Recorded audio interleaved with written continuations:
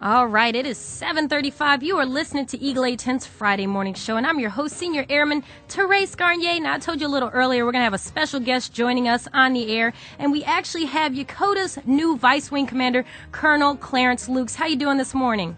I'm doing well, thank you. Oh, well, thank you, sir. And I hear you are back at Japan for the second time.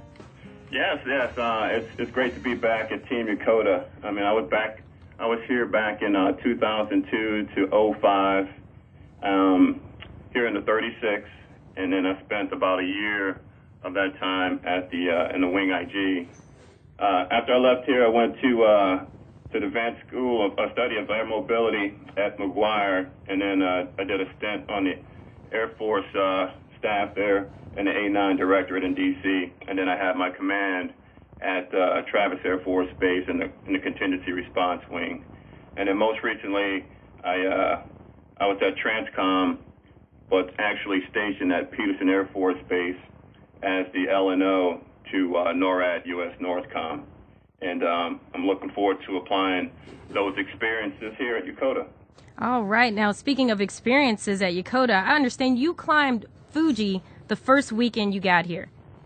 Yes, I did. I did not do that during our first tour here, but I made that one of my priorities as far as physical fitness be returned. So I enjoy a good challenge.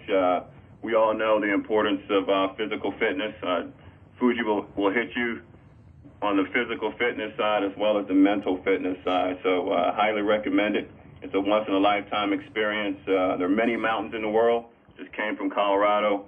And there's no shortage of 14ers there, but there's only one Mount Fuji. So it's a short bus ride away, and the nice folks over at Family Rack, they put together a good program to get you into that challenge. That's very true, and you know the saying, if you don't climb it the first time you're here, that's why you come back. So that's why you're back. Just saying.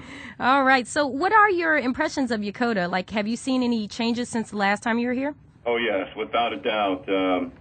There were some promises made while we were here our first time, and I'm happy to see that PACAB has come true with those. I've seen new facilities such as the CDC, the bowling alley relocation and upgrade, the fitness center was going under a massive refurb when we were here, and then the track, we always ran around the golf course, so it was nice to see a nice track built here that's centrally located, and it looks like it's in great shape.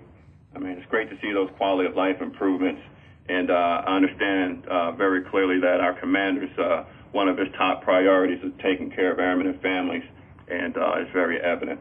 Mm-hmm. Yes, it is, and that track is wonderful as well. Now, I want to welcome you.